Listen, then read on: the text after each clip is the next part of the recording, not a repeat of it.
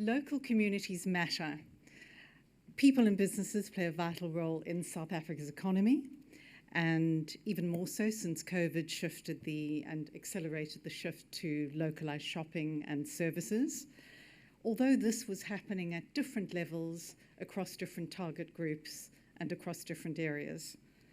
We know, though, that the modern decision-making journey for anyone, and if we think about the way we all make decisions around the products and the services that we buy, that process today is multidimensional and it's interconnected. And at times, brands and services can really struggle to better understand the unique needs of their target groups and customers, particularly at a local level where information is often really scarce. Knowing these customer needs earlier on and at a deeper level is really important, though, because businesses are making a substantial investment in at a national and a local level every day, and making the right decision can really determine success or failure. Spark Media's 120 or more than 120 local newspapers and more than 50 local websites build deep connections and create a great sense of belonging, often acting as a lifeline, informing readers of what's happening in their community and how it affects them. Take the example on the screen right now, which is about the July 21 riots. Another example is the KZN 22 floods. And a third example is the news and the sporting and academic achievements of readers' children.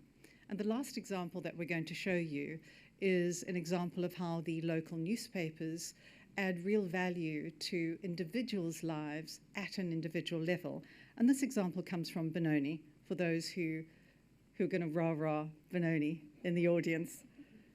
The Benoni City Times has been going for years. Basically, it's everything that's happening in Benoni. They've got what's happening. If there's flea markets in Benoni, if there's shows in Benoni, most local Benoni businesses, they religiously advertise in the paper. They also put all the church services in there. What's happening with the schools? If the schools had sports days on there. I'm normally in the Benoni City Times because I play golf and I win competitions. So last week I was in the paper, and then whatever else that's happening on the sports side. So Spark Media makes a considerable investment in these local areas to know growth opportunities through their Roots Insight program. And for those who don't know it, this particular Insight program is a free-to-use Insight program for customers and media agencies who serve those customers. So helping brands and customers and services to know consumer behavior at both a macro level and a micro level. In this way, it helps to guide businesses and services on winning strategies and growth opportunities. However, Spark Media needed a new model for their 20-year-old Roots program, and one which was future-proofed. So working with Borderless Access to take a digital-first approach, we mostly connected directly with over 23,000 consumers in a very natural way through technology and at a local suburb level. So just think about that for a moment.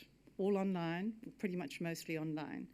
Overcoming traditional research constraints, which would typically be things like the access to townhouse complexes and to volatile areas, and also possibly where access to respondents has been exacerbated by COVID. The time it typically takes to deliver a large piece such as this is also a constraint, the cost of traditional research, and the complexity of what is typically needed on such a large-scale landscape study. So today, New Roots 8.0, which has just been launched around the country by Spark Media, considers how teams and customers are equipped to hone advertising, content, to target promotions, and create effective local communication and activity together to deliver a great return on investment. So how did we do this? How did we create a faster, deeper, and more cost-effective approach?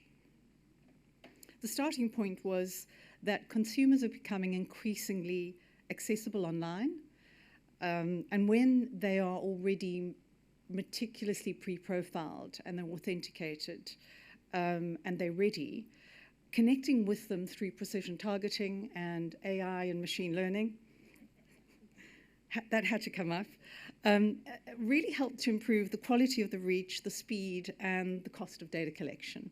So those were all, that was at the core of the program and how the work has changed. Secondly, leveraging technology to create a better and a highly engaging experience for the respondents allowed us to collect both explanatory and really rich exploratory data and insights that are more real-time, that are faster, and that improve the depth and the quality of the outcome. And the last point is tailoring decision intelligence tools for every stakeholder in the business, whether that's for smart media teams at different level, or whether that's for the customer or the end media agency user, really does mean that sales teams and customers can more quickly know growth opportunities through their local areas or about their local areas, and that really creates a winning formula for everyone. So right now, that's over with the boring stuff. I'd like to hand over to Lynne Krog, who is the research manager for Smart Media, and Lynne's going to share insights and learnings from this large program. Over to you, Lynne. Thanks, Bev. Do you know what I'm about to say fits so nicely into the previous presentation? Because community newspapers, let me go next slide. Community newspapers are all about very tightly geographically defined areas. So in order to measure our audience and have a currency, we have to do research within tightly geographically defined areas, which is why we can't tap into the print audience research that's out there. And that's why for the last 20-odd years, we've been doing research for ourselves. Why do we do it? It's a big, scary audit for us. We have to actually check the readership of our titles. But on the other side of it, we actually find out as much as we possibly can in each of the communities we're researching as a give back to our advertisers, as a give back to, and that's advertisers from national all the way down to the local DIY store, because this information is relevant to all of them. Because basically at the end of the day, everybody is doing business at the micro level, even if they don't realize it. And so you have to understand what's going on there. So for Spark Media, for Caxton as a group, it's a big scary audit. We've got to look at our readership, but it's also a give back to business. And just to show you the extent of the research. So what you've got here is the 97 communities across South Africa that are researched within the Roots research. Behind each one of those 97 communities, you have at least 300 interviews. So it's like looking at 97 countries, basically. And it goes back to what was mentioned earlier about there is not an average South African, because each one of these areas has a very different community around it, a community that's built up around a shopping hub normally, and a community that receives a local community paper that's written specifically for that audience. And this is developed over 50 odd years or more. So it's not just we're looking at the area, let's do it. I mean, lots of people, distribution models, editors, local sales force, local reporters have been out looking at an area, so they've built up a lot of information on each of the areas, and now we're just researching the area and bringing you insights that will help all business. So I like to say from Polokwane to Plet, you've got the whole of South Africa. The Cape is at the very end there, Gauteng is the second area, KZN the third, and what I like to call our country metros, which is our Rustenburgs and Polokwanes, etc., we have at the beginning of the slide. So, and yeah, 4 ways, 1 area, which I'm not going to go into. So what are the questions that are asked? Obviously, we use the gold standard in readership measurement, we always have. But what else is asked? We try and open up as many business categories as possible within the confines of a 35-minute questionnaire, because we don't want to engage with people for longer than that, because then we're going to bore them. There is something here to open up as many business categories as possible. And I'm just going to go through a few of them now today so you can see the potential that you have in this data. Times are tough at the moment in South Africa, and we can see, this is Go to Insights data, which is a national picture, also using BA's online panel. But the virus, which was 72% pre-Christmas, is now sitting at about 57% and has been overtaken in terms of big external worries by poverty, by load shedding, obviously, which will now be even worse, by the government.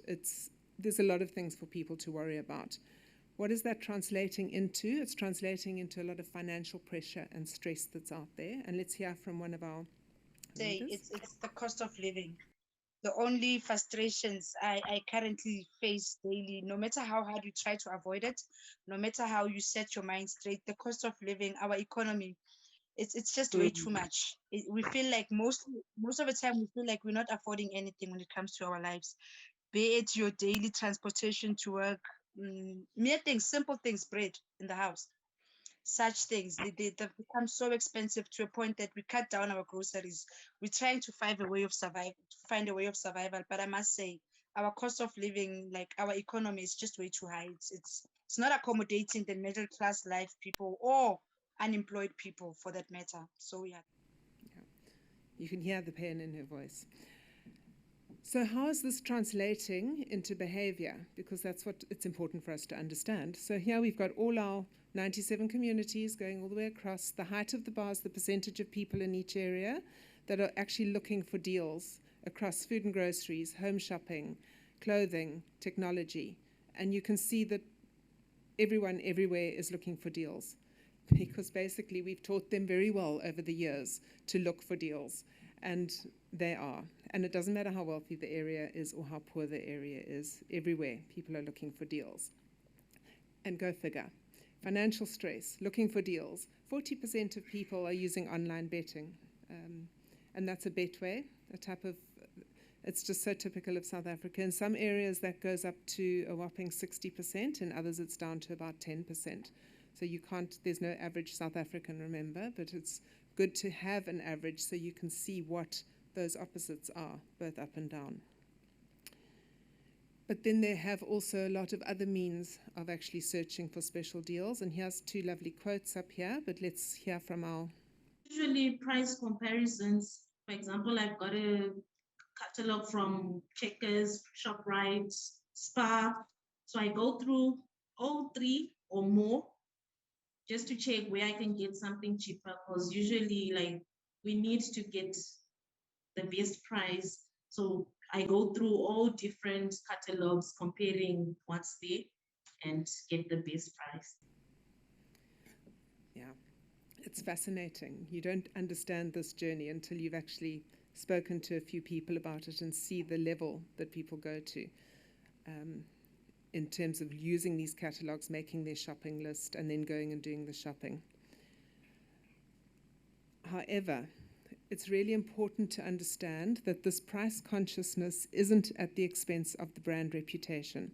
So I'm not going to just go for the cheapest. So it's incredibly important as a brand that you build your reputation and you build trust with people. And if you're offering special prices, you honor those prices when people go in store to find them as well. Otherwise, immediately, I don't trust you anymore. So it's incredibly competitive out there, and you have to be aware of all the different touch points where you can connect with people. And on that note, we need to understand the shopper journey. So the shopper journey that starts way before you go into the shop or buy something online. The shopper journey starts right at the very beginning, and that very beginning, the first place we're going to look is something we call print in home. And clearly this is primarily the local papers getting advertising catalogs or run of paper advertising into the home, which is largely around product and price. But people have been getting this stuff for 40, 50 years. So they've developed the habit and they expect that they know that it's there. The next place we look is what we call print in store. So people go to the store, they pick something up, and then they go and check the prices just before they shop. Then something called online search. And this is, you Google, I want the best toasters of 2022, because that's going to determine what I'm going to buy. So that's that's your Google search, your online search. And Takealot's there. So people will go and check the online stores and do a little bit of a comparison. Lots of people are doing it. Online found, and we've spoken a lot today about our Facebooks and our TikToks and everything, and you can intercept people at this junction as well, but it's more found rather than sought, if that makes sense. Just an entry point, and then from there I would start looking and investigating and getting the product, going online and then looking at the product and checking out what the reviews are, what the description is, sometimes and then what the guarantee is also, how many months, how many years you get and all that, so that you can't get in the pamphlet. But like I say, it's nice to have. It's just something fun, and it's that first step basically. People are using everything, so you can't just look at one of these mediums and think I just need to be there. You need to actually think of all the places you can intercept people to nudge them into buying your product.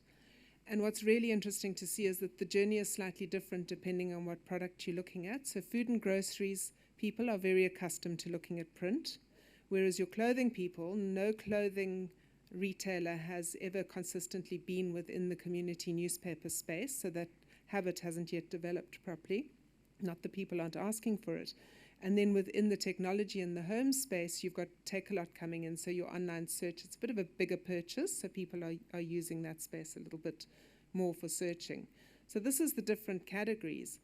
But now we can look at this information across the 97 different communities as well, and you can see that it looks like it's going from people who are searching the least to people who are searching the most, and the takeout from this is print and in-store, looking for deals and specials, are actually pretty consistent across all of the areas. The thing that's driving more searching or less searching is the online element.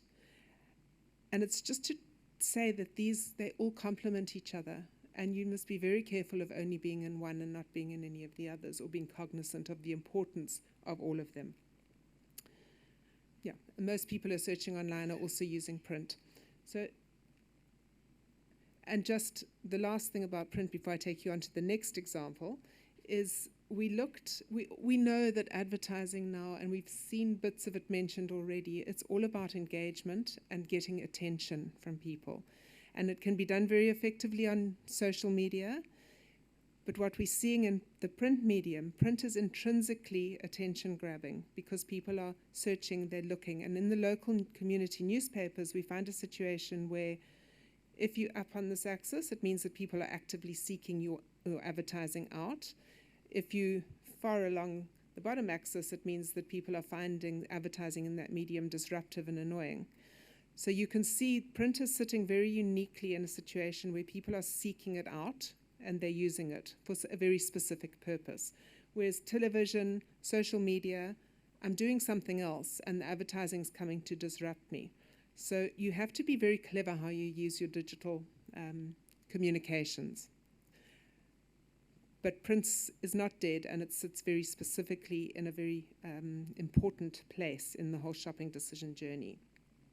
So on that note, so now we know what they're doing before they go and shop. So let's actually find out how many people are shopping online, because that's the next big thing that's putting all of our nice retail spaces into jeopardy. And COVID absolutely accelerated online shopping behavior. So this is the percentage of people in each of the areas who are now shopping more online or started shopping online as a result of COVID, which is yeah, it's a lot. It did accelerate the behavior. However, in-store shopping still dominates everywhere. So you can see the green bar is only shopping in store. The blue is shopping mainly in store, a little bit of online, and then the bit of grey at the top is sort of exclusively or mainly online. So what's very interesting when you dig into all the different areas here is that it's not necessarily driven by the economics of the area. So some of the big one in the Cape is Plettenberg Bay, which is very wealthy, but they're mostly shopping in store and doing very little online. And then Belito in KZN, same situation. But then Port Shepstone, that's South Coast in KZN, they're doing far more online shopping because they don't have an excess of beautiful malls on their doorstep. So it's about the convenience, not necessarily the amount of money that's available. But every single area tells a different story, which you need to dig into and you need to understand. Now I want to show you just another way that we can actually use this data, which is incredibly powerful. I'm using pets as an example, but any of those questions that I showed you up at the front can be used in this example. And pet ownership COVID really accelerated pet ownership because we all wanted a pet to be at home with, and we looked after it. And now we're going back into the office, and it's sitting at home, so we'll go and buy some special pedigree dentist sticks to give the dogs. Yeah, it's crazy. This market's going crazy. So you think, okay, I want to get into the business of pet supplies and food. I want to open a specialist store, specialist offering. I want to know how big my market is. And you can start to look. So 50% of our sample, which is our average, owns pets. So you think, oh, that's great. It's a huge market. Actually, only 30% buy pet foods and supplies. So you get this whopping 20% who are feeding leftovers, fresh food, or actually probably not feeding at all. And that's what's feeding the SPCAs, etc. So immediately you've got that 20% that's out. And then you get 20% who actually would prefer to buy with their food and groceries. And so the actual size of your market at the end of all of that sits at about 10%. So a huge opportunity across the whole country, which looks like this. This is pet ownership. You'd immediately say, okay, I'm going to Cape Town because that's where they've got all the pets, and bits of Gauteng, possibly, or one or two places in KZN. But now we actually look at the actual size of your market, and you can see this is the real opportunity that exists.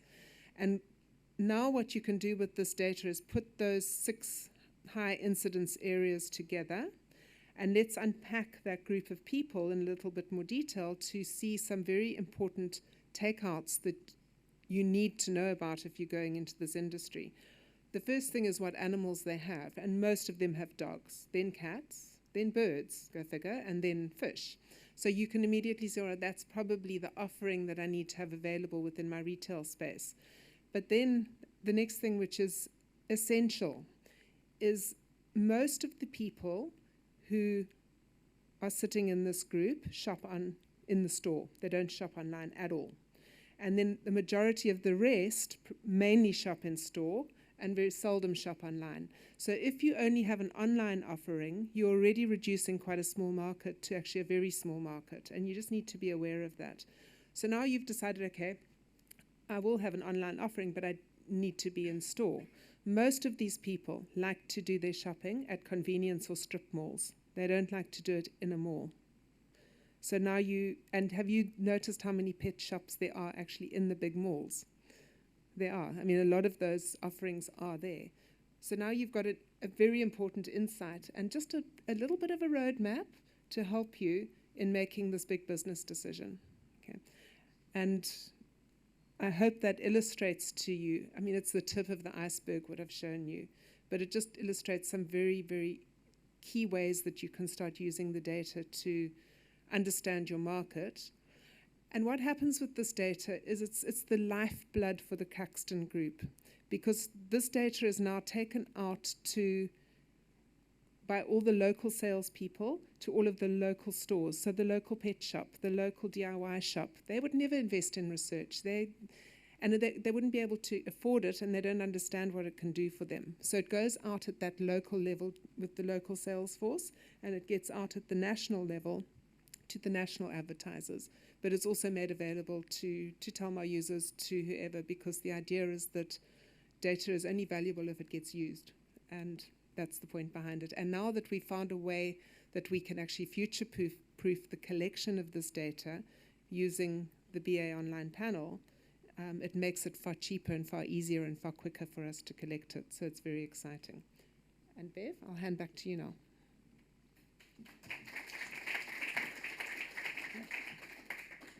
Thanks, Lynne. So what we've seen today is that consumers are naturally digitally engaged, and across all strata, across all those areas at different target groups, different levels. The approach is unintrusive for those individuals, and that's why you were seeing great authentic sharing in some of those voice clips and videos. And that really does help to bring the consumer to life and not only collect the quantitative data behind this kind of work.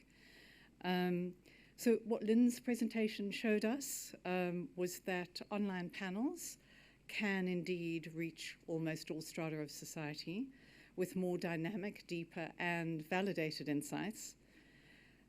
Secondly, technology can be used to more effectively engage directly with consumers without intrusion. They're operating off trusted platforms, not only our panel platform, but also across devices that they're comfortable with. And then we also showed that high-quality precision targeting is a faster way of getting insights and more cost-effectively. And lastly, the investment in local areas that Spark Media makes really does help to equip people with the right tools to ensure that everyone wins at every level. And I think that not only it's a commercial opportunity, but I think it's a very noble cause as well in many ways that Spark Media does in terms of this investment. So thank you very much.